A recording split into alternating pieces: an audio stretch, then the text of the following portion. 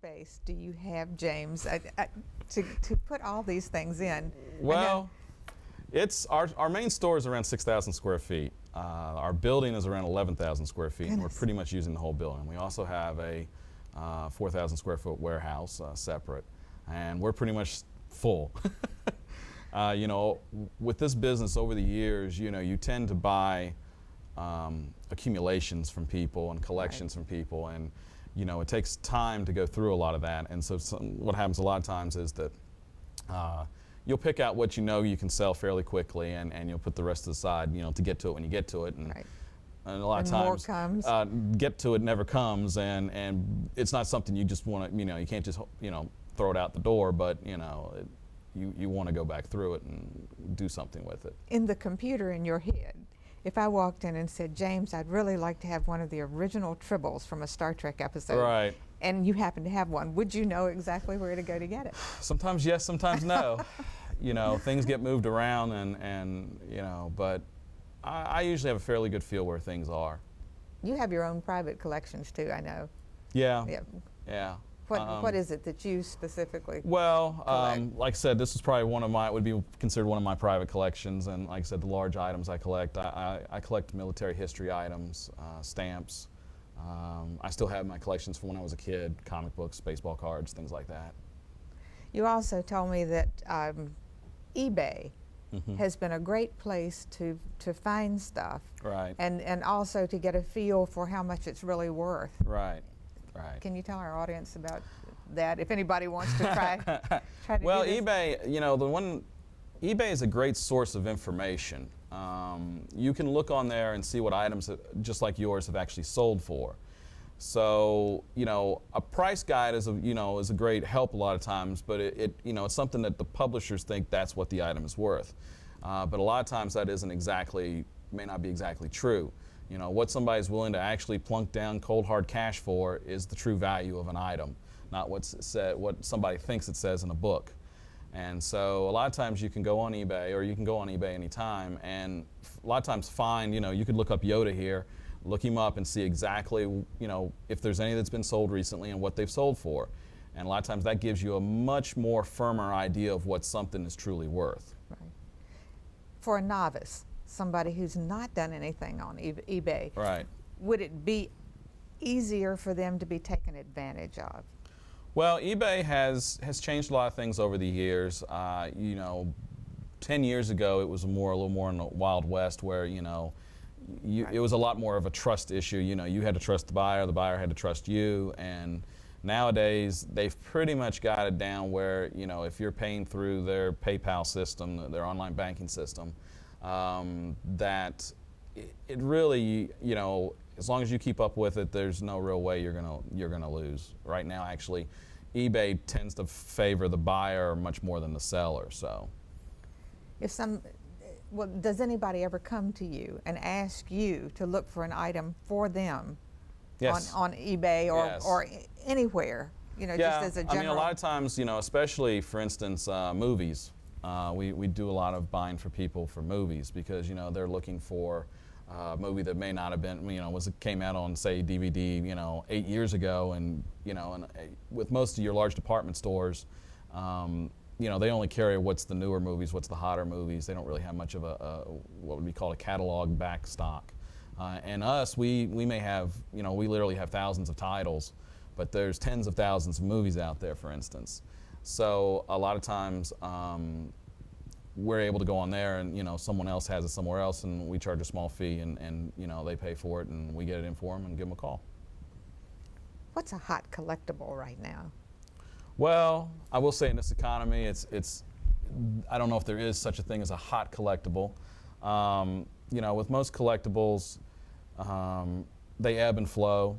If you're long-term collectibles, that's one nice thing with our store, and as from a retailer standpoint, is that because we have such a wide variety of items, one year baseball cards may be down, comic books may be up. Next year, maybe video games are doing much better than comic books, and so forth. I don't think there's anything super hot right now, but this time of the year there usually is, and it's usually once you start getting toward Christmas, Right. you know, the kids start clamoring for the, you know, Tickle Me Elmo or something like that, and you know, that becomes the hot item for the year and hot collectible for the year. You know, I hadn't thought about the economy, how it would affect collecting. Right. But it obviously is affecting everything right now. Right. I mean, what, you know, with the economy, it helps our business in some ways, and in other ways it hurts. So a lot of times some of your bigger spenders, they're a little more free with their money or tend to buy more collectible items, start cutting back. But on the other side, people start looking to do things more at home, and they, instead of going out to eat and going out to, you know, movies and different things like that, they start looking at more, or vacations, they start looking at doing more things at home. So a lot of our, say, trains, hobbies, that type of thing that you can do at home tends to pick up, and you know, we start seeing more people, you know, playing more video games at home, just doing more things at home, which is a lot of what we sell. I hadn't thought of that, but that's a good way to look at that. Now, items that you get that you hope will be a collectible. Right. Is it better if you don't take them out of the original wrapper? Well, from a true, you know, monetary standpoint, an item is always worth more still in its original packaging, unopened. And a lot of times the package that it's in is worth as much or more than the item itself, because it a lot of times will suffer much more wear and tear Right. than the item itself. Now, saying that, I tell most people that, you know, if you're here collect and you like to take the items out, you have to also figure in your enjoyment Right. factor, and that a lot of times more than makes up for some value you may lose by not taking out. Because if you really don't get any enjoyment out of it, just buying it, sticking it in the closet, you know, if then you really aren't, you know, getting any value out of it. You know, because there's two ways to handle collectibles. You got to either look at it from a collectible standpoint, an enjoyment collectible standpoint, or from an investment standpoint.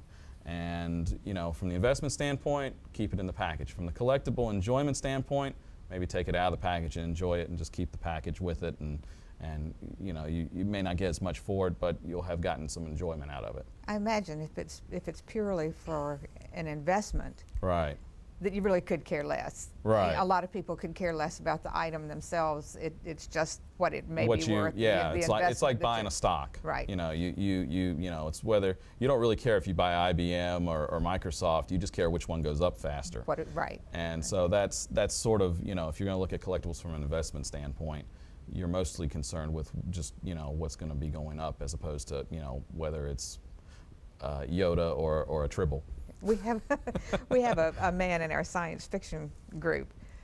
When he sees something that he wants to buy, Right. he buys two. Right. And he buys one to keep in pristine and Right. keep in that wrapper, but he also buys a second one to take out and enjoy Right. himself. And would you suggest that would be? Well, that's an easy way to do it. Now the only thing is if you have the money and space to do it. If you have the money and space to do it, that's probably a fine way to do it. Well, he does. Otherwise, you pretty much have to make the choice. He actually bought one of those outbuildings to Right. put his collection in. What's the best way to store a personal collection? I mean, I know that some comics, they put them in those plastic leaves Right. or whatever they Well, call them. actually, everything has its own unique way of storage, depending on exactly what it's made out of and exactly what it is. You know, the best way, actually, even like for comic books, is if you can keep them out of plastic. But if you're not going to touch them at all, and you just keep them in a nice, neat, flat stack and in a nice, dry, cool environment. You know, most collectibles, I mean, a lot of what we handle is paper related, between sports cards, stamps, comics. The more moisture and humidity you have Sure. and heat are usually the item, you know, the elements that will destroy something much faster than anything else. Do you have a website? We don't have an official website, though you can find us on eBay, and most we have listed on eBay. We have a few thousand items listed on eBay, and our username there is COLLAIR, the numeral 3. Okay, all right. Is there anything else that you would just like to tell our audience about your store, about collecting? We have 3 minutes. Well, you know, I've always enjoyed the business. I've always enjoyed helping people.